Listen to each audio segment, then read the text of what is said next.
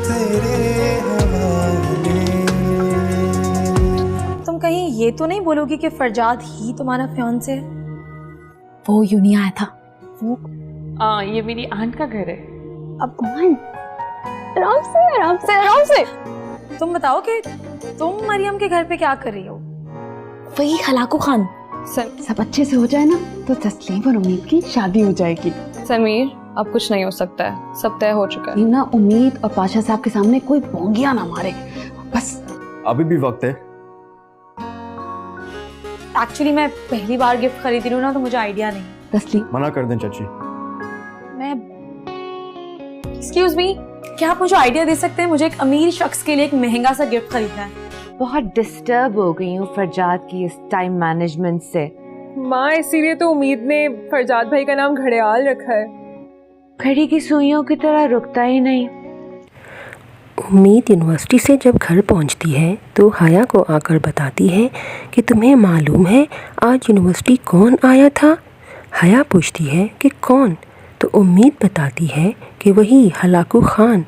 हया पूछती है कि फिर उसने तुम्हें क्या कहा? तो उम्मीद बोलती है कि आज तो मैंने उसको बहुत चलाया, बहुत ही मज़ा आया। वो मेरी गाड़ी पर बैठ गया था तो ड्राइवर ने उसको उठाया और डांटा कि तुमने बाजी की गाड़ी को गंदा कर दिया है।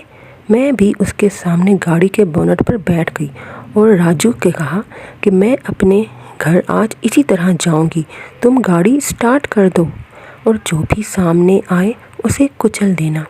वो बेचारा ड्राइवर मेरा मुंह ही देखता रह गया। जवाब में हया कहेगी कि उम्मीद तुम तो बिल्कुल पागल हो, अगर गिर जाती तो फिर? उम्मीद की चची के उम्मीद के पैसों पर नज़र है। वो चाहती है कि उसकी किसी आम से लड़के के साथ शादी हो जाए और वो पैसों की मालिक बन जाए। वो कॉल करके अपनी बड़ी बहन को घर बुलाती है कि आपके बेटे तस्लीम की शादी उम्मीद से कर देते हैं, इस तरह इसकी दौलत आपको मिल जाएगी। उसकी बहन भी लालच में आ जाती है। वो बहन को कहती है कि तस्लीम पाशा साहब के सामने कोई बोंगिया ना मारे। इस बात पर वो कहती है कि उम्मीद ही क्या, पाशा साहब ही इस लड़के को रिजेक्ट कर देंगे कि मेरी बेटी के लिए ये पागल और निकम्मा लड़का ही रह गया है। ठीक है कि मैं इसको नापसंद करता हूँ, लेकिन अब इसमें भी कोई बात नहीं कि मैं इसको एक अंधे कुएं में ही धक्का दे दूँ।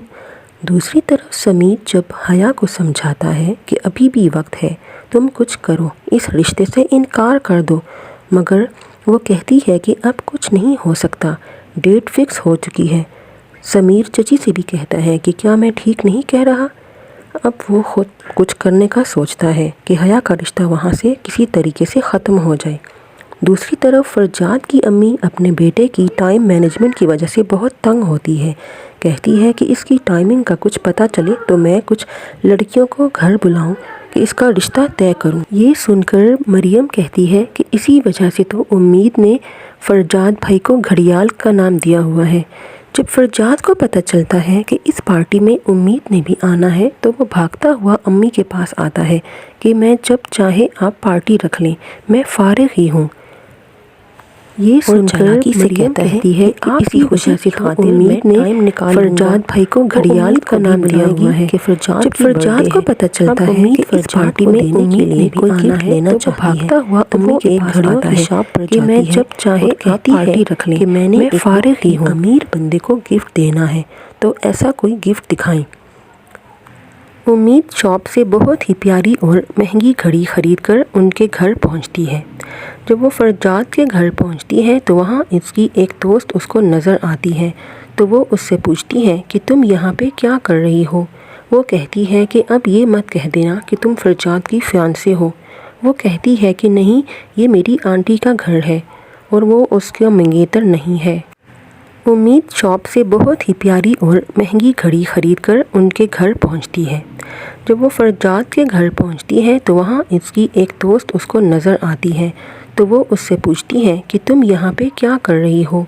वो कहती है कि अब ये मत कह देना कि तुम फरजाद की फियांसे हो।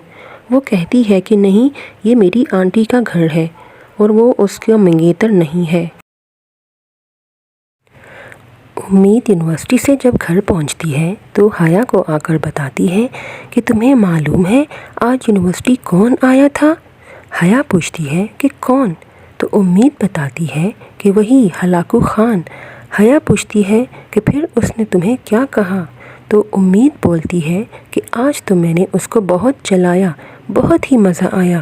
وہ میری گاڑی پر بیٹھ گیا تھا تو ڈرائیور نے اس کو اٹھایا اور ڈانٹا کہ تم نے باجی کی گاڑی کو گندا کر دیا ہے۔ میں بھی اس کے سامنے گاڑی کے بونٹ پر بیٹھ گئی اور راجو کے کہا کہ میں اپنے گھر آج اسی طرح جاؤں گی، تم گاڑی سٹارٹ کر دو اور جو بھی سامنے آئے اسے کچل دینا۔ وہ بیچارہ ڈرائیور میرا منہ ہی دیکھتا رہ گیا۔ جواب میں حیا کہے گی کہ امید تم تو بالکل پاگل ہو، اگر گر جاتی تو پھر؟ امید کی چچی کے امید کے پیسوں پر نظر ہے۔ وہ چاہتی ہے کہ اس کی کسی عام سے لڑکے کے ساتھ شادی ہو جائے اور وہ پیسوں کی مالک بن جائے۔ وہ کال کر کے اپنی بڑی بہن کو گھر بلاتی ہے کہ آپ کے بیٹے تسلیم کی شادی امید سے کر دیتے ہیں، اس طرح اس کی دولت آپ کو مل جائے گی۔ اس کی بہن بھی لالچ میں آ جاتی ہے۔ وہ بہن کو کہتی ہے کہ تسنیم پاشا صاحب کے سامنے کوئی بونگیاں نہ مارے۔ اس بات پر وہ کہتی ہے کہ امید ہی کیا، پاشا صاحب ہی اس لڑکے کو ریجیکٹ کر دیں گے کہ میری بیٹی کے لیے یہ پاگل اور نکما لڑکا ہی رہ گیا ہے۔ ٹھیک ہے کہ میں اس کو ناپسند کرتا ہوں، لیکن اب اس میں بھی کوئی بات نہیں کہ میں اس کو ایک اندھے کنویں میں ہی دھکا دے دوں۔